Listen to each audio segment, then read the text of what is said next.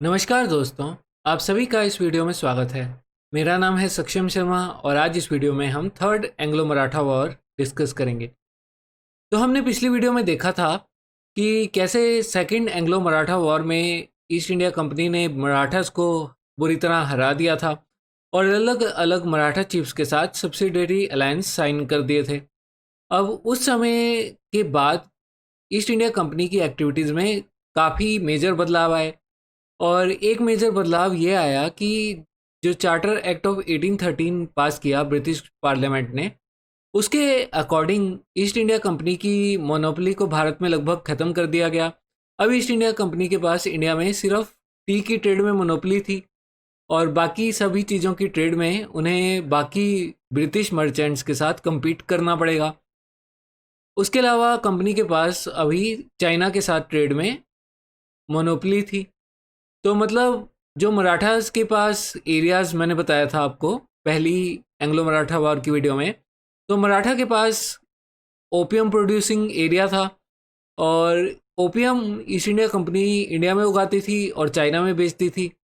तो अब east India company के पास मेनली यही दो ट्रेड बची थी कि वो इंडिया के अंदर टी की ट्रेड करे और ओपियम की ट्रेड करे चाइना के साथ। तो इसलिए ईस्ट इंडिया कंपनी अब मराठा के एरियाज पे पूरा कंट्रोल करना चाहती थी। इस समय जो गवर्नर जनरल थे वो थे लॉर्ड हेस्टिंग्स और लॉर्ड हेस्टिंग्स के टाइम में एक गतिविधि ये शुरू हो गई कि एक पिंडारीज होते थे। ये पिंडारीज जो थे ये एक्चुअली में पहले एक समय में मुगल आर्मीज का पार्ट हुआ करते थे, पर हुआ ऐसे कि मुगल अम्पायर जैसे जैसे कमज़ोर होता गया उसके बाद मुगल सेना के काफ़ी सारे सोल्जर्स के पास नौकरी नहीं बची। तो ये जो पिंडारीज हैं ये अपना लोकल बैंड बना के घूमने लगे और इन पिंडारीज का इस्तेमाल मराठास भी अपनी आर्मी में करते थे। तो वो क्या करते थे, ये पिंडारीज जो होते थे ये लाइट हॉर्समैन होते थे बेसिकली। तो मतलब कि ये घोड़े के ऊपर कैवलरी के जो हैं सवार होते थे और मराठास इनको अपनी आर्मी में ले लेते थे जब भी उन्हें कहीं पे लड़ाई करनी होती थी उस समय। और वो इनको सैलरी नहीं देते थे, सैलरी की जगह वो इनको बोल देते थे कि हम जिस भी एरिया पे अटैक करने वाले हैं वहाँ पर आप युद्ध में जीतने के बाद वहाँ के लोगों के घरों वगैरह को लूटपाट कर सकते हो और वहाँ से जो भी आपको गेन्स होंगे वो आप अपने पास रख सकते हो। तो मराठास भी इनका इस तरीके से अपनी आर्मी में इस्तेमाल किया करते थे। पर अब मराठास भी कमज़ोर हो गए तो ये पिंडारीज जो हैं इनके पास कोई एम्प्लॉयमेंट नहीं बची। तो इन्होंने क्या किया कि काफ़ी सारी जगहों पे अटैक करना शुरू कर दिया और उनमें से कुछ जगहें ऐसी थी जो ब्रिटिशर्स के अंदर आती थी। ब्रिटिशर्स को ये बात बिल्कुल भी पसंद नहीं आई तो उन्होंने इन पर अटैक करना स्टार्ट कर दिया। और लेकिन मराठास को ये चीज़ अच्छी नहीं लगी क्योंकि अभी भी कुछ पिंडारी बैंड्स मराठास के अंदर सर्व कर रहे थे।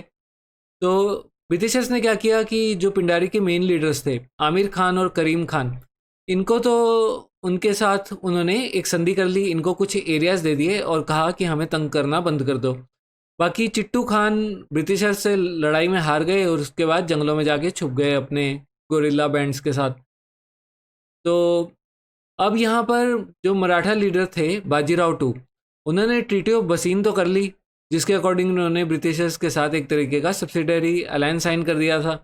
लेकिन अब वो अपनी भूल से पछता रहे थे क्योंकि गद्दी के लालच में आके उन्होंने ब्रिटिशर्स के साथ एग्रीमेंट तो साइन कर लिया पर उन्हें पता तो था कि अब मराठा के पास पावर्स नहीं रह गई है। तो वो चुपके से ब्रिटिशर्स के अगेंस्ट लड़ाई की तैयारी करने लगे।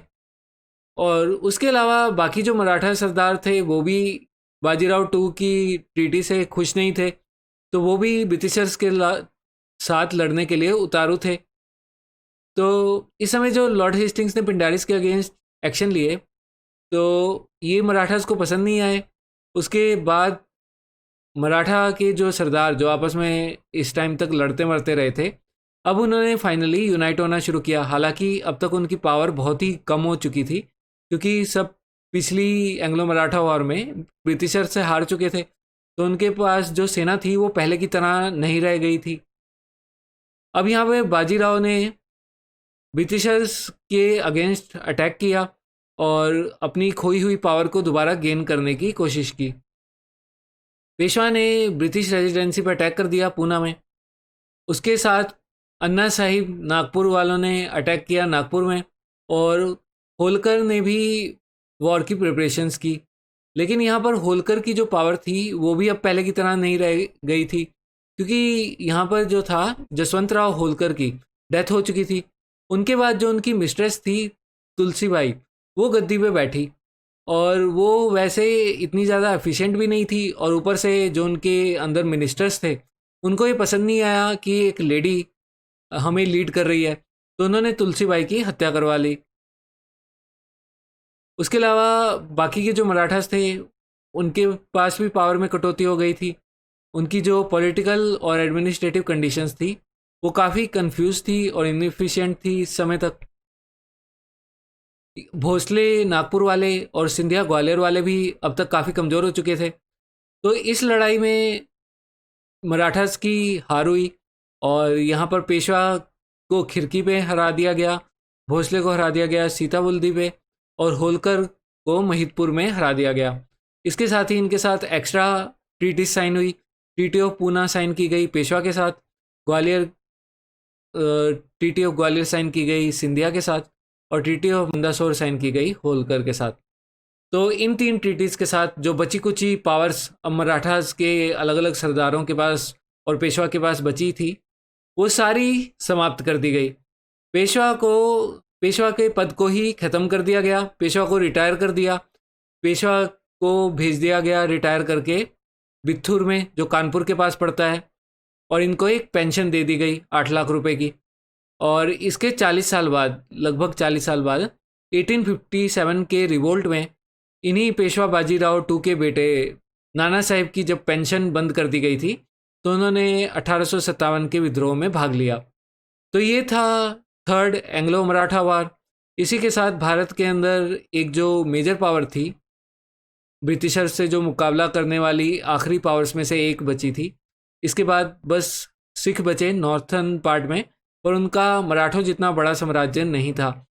तो इसके साथ मराठा राज्य का पतन हो गया, और ब्रिटिशर्स अब इंडिया के अंदर सबसे बड़ी पावर बन गए।